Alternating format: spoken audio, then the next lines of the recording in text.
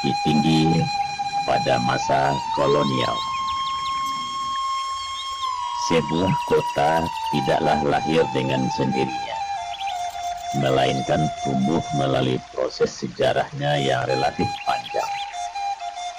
Sepanjang sejarah itu, kota mengalami pertumbuhan, perkembangan, dan perubahan, baik fisik maupun non-fisik, yang pada tingkat tertentu menunjukkan adanya kesinambungan hingga saat ini. Selain tidak dapat dipisahkan dari masa lalunya, proses sejarah yang telah dilewatinya juga ikut menentukan keberadaannya sebagai sebuah kota. Sehingga dengan mengkaji masa lalu dari sebuah kota, sudah barang tentu akan memberikan pemahaman bagaimana dinamika, karakteristik, dan kecenderungan dari sebuah kota. Akan tetapi, kota tumbuh dan berkembang menjadi semakin kompleks, sehingga sulit mendefinisikan kota secara komprehensif dan representatif. Kota tidak hanya mengandung aspek fisik, tetapi juga aspek non-fisik atau manusia. Aspek-aspek fisik yaitu geografi, topografis, iklim, dan sebagainya. Aspek non-fisik yaitu sosial, ekonomi, politik, budaya, dan sebagainya, yang dalam hal ini tentu berkaitan dengan manusia. Oleh karena itu, dapat dipahami bahwa setiap pakar lebih cenderung mengemukakan definisi kota menurut disiplin ilmunya masing-masing. Seperti pakar sejarah mendefinisikan kota menurut ilmu kesejarahannya. Demikian juga dengan pakar sosiologi, pakar ekonomi, dan sebagainya. Berbeda dengan kota-kota dataran tinggi lainnya di Sumatera Barat, seperti Batu Sangkar, Payakumbuh, dan Padang Panjang, maka Bukit Tinggi mengalami pertumbuhan dan perkembangan yang lebih pesat. Padahal keempat kota itu sama-sama hadir sejak pertengahan pertama abad ke-19 sebagai akibat dari adanya penjajahan Belanda di Sumatera Barat. Sepanjang sejarahnya, keberadaan kota Bukit Tinggi telah memainkan berbagai peranan sebagai kota terpenting kedua setelah Padang, yang menjadi ibu kota Sumatera Barat. Keberadaan Bukit Tinggi semakin penting dan menarik karena juga telah melahirkan tokoh proklamator Bung Hatta, dan juga banyak tokoh agama, politik, sastrawan, ilmuwan, dan lain-lain, mulai yang berkaliber nasional sampai ke internasional. Gejala perkotaan di Indonesia yang mulai tampak sejak pertengahan pertama abad ke-19 disebabkan oleh beberapa faktor. Faktor eksternalnya yaitu adanya penjajahan Belanda. Selain sebagai pusat administratif pemerintahannya, pada awalnya kota-kota juga berfungsi sebagai tempat pengumpulan hasil bumi daerah sekitarnya oleh pemerintah Belanda. Oleh karena itu, berbagai infrastruktur seperti birokrasi, pasar, transportasi, sekolah, dan rekreasi dibangun oleh pemerintah Hindia Belanda yang tentu ditujukan untuk kepentingan kolonialnya. Oleh karena itu, kota-kota yang dibangun oleh pemerintah kolonial Belanda lebih merupakan sebagai kota kolonial. Bukit Tinggi berasal dari kata bukit dan tinggi, atau bukit yang tertinggi. Bukit yang dimaksudkan ialah Bukit Kubangan Kabau yang tingginya di atas permukaan laut 936 meter. Bukit Kubangan Kabau ini merupakan salah satu bukit yang tertinggi di antara 27 bukit yang terdapat dalam wilayah hukum adat Nagari Purai Limajoro. Bukit Kubang Kabau terletak di bagian selatan dari bukit-bukit itu. Letak bukit ini cukup strategis yaitu menghadap ke lembah dataran tinggi Agam dan Gunung Merapi. Oleh karena itu, Bukit Kubang Kabau dipilih sebagai tempat bermusyawarah oleh para penghulu nagari Guai Lima Jorong.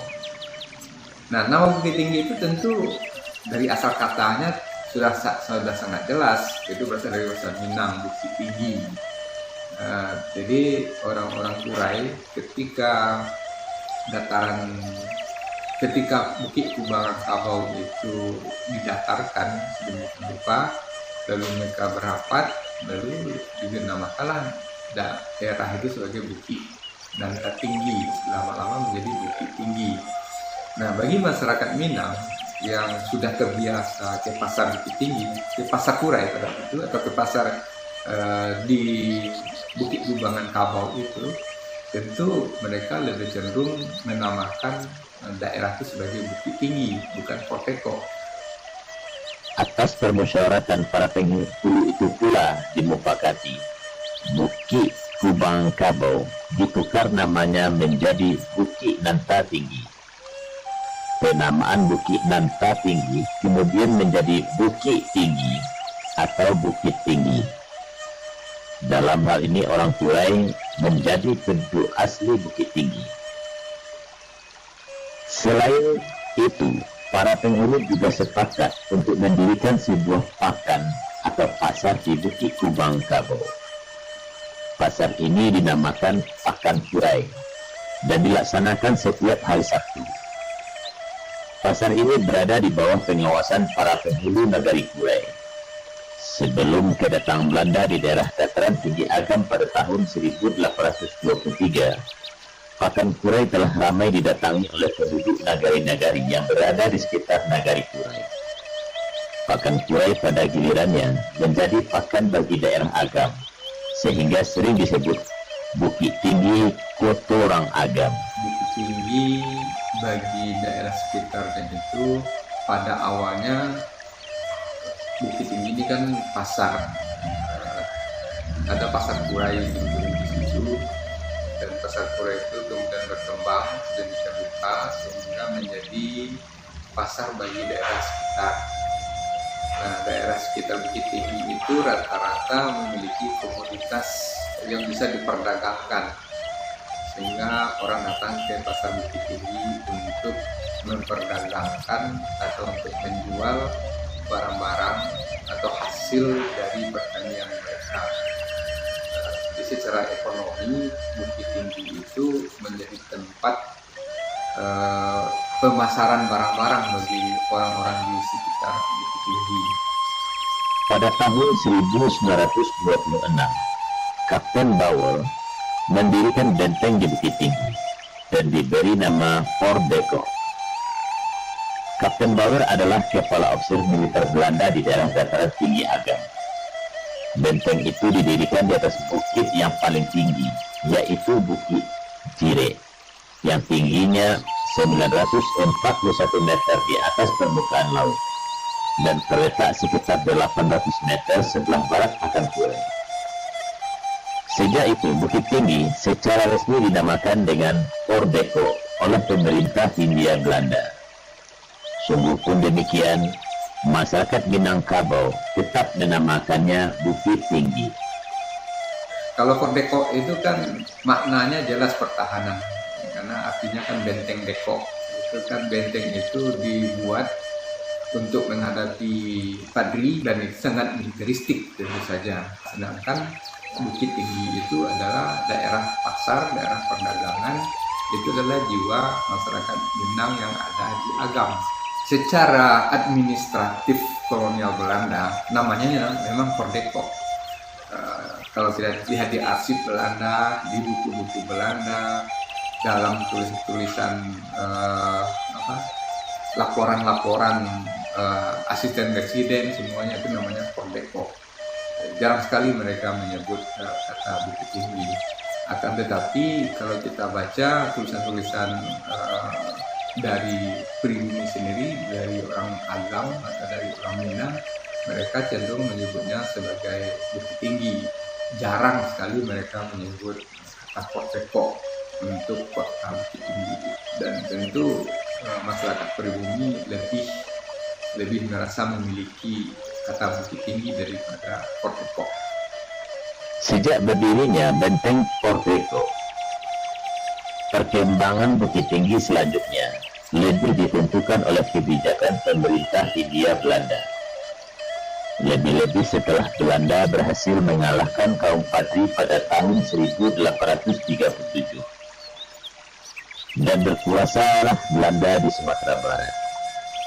Seiring dengan itu, Belanda mengubah administrasi pemerintahannya. Sumatera Barat dijadikan sebuah government, sedangkan sebelumnya berbentuk residensi. Hal ini pada gilirannya berubah pula status Bukit Tinggi. Bukit Tinggi dijadikan sebagai pusat pemerintahan residensi Padang Seboken London atau Padang Dataran Tinggi. Perluasan pemilikan tanah di Bukit Tinggi ini dilakukan oleh Belanda dengan cara meminjam dan membeli kepada penghulu nagari Kurai. Bahkan pada kasus-kasus tertentu, ada juga yang ditentukan secara sepihak oleh kolonial Belanda. Sifat tamak pemerintah Hindia Belanda itu menimbulkan suatu ungkapan ketamakan bagi masyarakat Minangkabau. Adapun bunyi ungkapan itu adalah Bak Bulando minta tanah, dia sajangka nak sadapu, yang berarti seperti Belanda minta tanah, diberi setingkal maunya sedepa. Ini kan terjadi pada masa Padri sesungguhnya. Jadi sebagian penghulu Kurai itu ada yang pro Padri, ada yang anti Padri. Nah, bagi yang anti Padri, dia berkolaborasi, bekerjasama dengan kolonial Belanda, dengan tentara Belanda pada waktu itu. Terjadilah negosiasi, maksudnya Belanda memberikan jaminan keamanan kepada masyarakat Kurai dan para penghulu Kurai dari pengaruh Padri, dengan catatan Belanda meminta tanah kepada para penghulu itu. Jadi diminta tanahnya yang pertama. Jadi ada ya tanah yang diberikan oleh penghulu Kurai, karena yang punya tanah itu kan penghulu, makanya penghulu yang memberikan tanah, kita sebutkan demikian. Nah, itu yang pertama, dengan sistem meminta lalu diberi oleh masyarakat Kurai. Yang kedua merebut gitu. Merebutnya maksudnya mengklaim. Jadi tanah Bukit Tinggi itu kan pada awalnya kan Belanda ya katakanlah di Jire, kemudian ada Benteng Port Depok, dan di sekitar Benteng Port Depok itu sampai ke rumah sakit di bawah. Kemudian sebelum kita ke Port Depok itu dari arah Jam Gadang itu dulu ada kuburan Belanda dan sebagainya. Ya, itu banyak sekali tanah-tanah Belanda di situ. Caranya mungkin relatif lebih mudah kita untuk mengidentifikasi. Karena tanah pemerintah yang ada sekarang, tanah pemerintah Kota Bukit Tinggi yang ada sekarang, kalau kita telusuri, itu memang terutama yang militer, itu lebih banyak diwariskan oleh kolonial Belanda, yang diminta oleh kolonial Belanda atau yang diambil oleh orang-orang Belanda atau tentara-tentara Belanda itu. Maka kemudian bukit-bukit yang tertinggi itu semua diambil oleh Belanda. Bukit Benteng Port Depok, kemudian ada bukit untuk Gedung Tri Arga sampai ke hotel apa yang sekarang hotel dulu tuh SD di sana, itu punya Belanda juga. Kemudian sampai ke kebun binatang itu juga diambil oleh Belanda. Dahulu itu kebun binatang itu adalah ladang bagi masyarakat Mage dan sekitarnya di sana. Nah, mungkin saja dia mempadui tanah orang Kurai di situ. Kemudian ada yang dibeli oleh Belanda. Jadi daerah Kodim, Korem ya, daerah Korem sekarang itu dibeli oleh Belanda. Mengapa? Karena kekuatan Belanda semakin lama semakin kuat, kekuatan tentaranya semakin kuat, tentaranya semakin banyak. Lalu tidak memungkinkan lagi mereka tinggal di benteng dan sekitar benteng. Oleh karena itu mereka perlu membuat sebuah asrama tentara yang relatif lebih modern pada periode itu, lalu sebagai tempat latihan dan sebagainya. Jadi Bukit Tinggi itu betul-betul dibangun oleh Belanda sebagai pusat pertahanannya untuk daerah dataran tinggi. Bukit Jirik, tempat dibangunnya Benteng Deko, merupakan tanah yang pertama sekali diberikan oleh para penghulu Nagari Kurai kepada Belanda. Beberapa waktu kemudian, Belanda membangun lagi di tanah sekitar Benteng Deko. Peminjaman ini dilakukan dengan perjanjian bahwa Belanda juga akan membantu para penghulu Nagari Kurai jika mendapat kesulitan. Tanah ini dijadikan lokasi untuk membangun rumah opsir dan tangsi tentara kolonial Belanda. Lokasi ini juga dijadikan kuburan oleh pemerintah Hindia Belanda. Pada tahun 1856, Belanda meminjam lagi tanah perbukitan yang terletak di sekitar Pakan Kurai. Tanah ini dipinjamkan dengan hak pakai dan lamanya tidak ditentukan. Daerah sekitar Pakan Kurai ini akan dikembangkan oleh Belanda menjadi pusat perdagangan bagi daerah Agam dan sekitarnya. Jika tanah ini tidak diperlukan lagi, maka Belanda akan mengembalikannya kepada para penghulu Nagari Kurai. Tanah ini meliputi 7 bukit yang bertautan satu dengan lainnya. Oleh karena itu, lokasinya mempunyai lembah yang sempit. Bukit-bukit itu adalah Bukit Jirik, Bukit Saranggaga, Bukit Tambun Tulang, Bukit Cubadak Mungkuk, Bukit Bule, Bukit Malambuang, dan Bukit Parak Kopi. Daerah perbukitan itu tidak hanya dimanfaatkan untuk pengembangan pasar, tetapi juga untuk kepentingan pemerintahan sipil dan militer Belanda. Akan tetapi, daerah perbukitan itu tidak dapat sepenuhnya dimanfaatkan untuk kepentingan militer karena tidak adanya tanah yang datar dan luas. Oleh karena itu, pada tahun 1861, Belanda memberi tanah di bagian selatan Bukit Tinggi dengan harga 46.090 gulden. Daerah ini relatif lebih datar sehingga dapat dijadikan lapangan militer. Selain itu, dibangun pula asrama militer, tangsi militer, dan rumah sakit militer. Secara bertahap, Belanda membangun berbagai prasarana di lokasi ini untuk kepentingan kolonialnya, seperti rumah dan kantor residen, gudang-gudang kopi, los-los pasar, perkampungan Cina, India, dan Nias. Mengikuti perkembangan ini, ketujuh bukit ini segera pula menjadi pusat kota Bukit Tinggi. Semakin lama Belanda di Bukit Tinggi, kedudukannya semakin kuat. Pada tahun 1888, Belanda secara sepihak menetapkan batas-batas daerah kekuasaannya tanpa merundingkannya terlebih dahulu dengan para penghulu Nagari Kurai. Batas-batas ini merupakan batas wilayah administrasi Deko yang pertama ditetapkan. Penetapan batas wilayah kota Bukit Tinggi ini membuat pemerintah kolonial Belanda semakin berkuasa untuk mengembangkan kota Bukit Tinggi. Terlebih setelah status administrasi kota Bukit Tinggi ditetapkannya sebagai sebuah kementerian pada tahun 1918.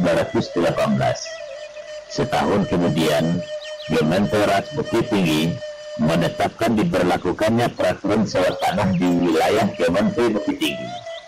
Kebijakan pemerintah kota Bukit Tinggi ini berpengaruh positif terhadap pertambahan penduduk kota Bukit Tinggi, karena dengan peraturan itu terbuka peluang bagi pendatang untuk memiliki tanah dan membangun rumah di wilayah Gementerian Bukit Tinggi.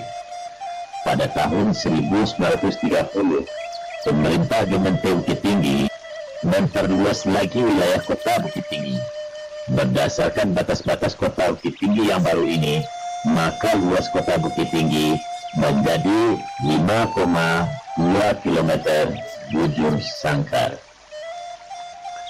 Demikian tentang sejarah kota Bukit Tinggi pada zaman kolonial. Semoga bermanfaat dan terima kasih.